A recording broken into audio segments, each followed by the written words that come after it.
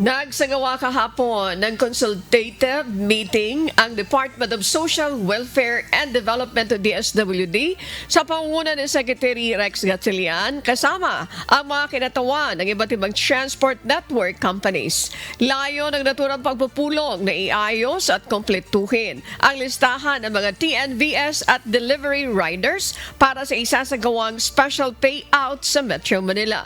Pinagsusumite ang mga TNC ng kompletong listahan ng unlisted at unserved riders para maisama sa consolidated master lists. Ito ay upang mapabilang rin sila sa mabibigyan ng cash relief assistance.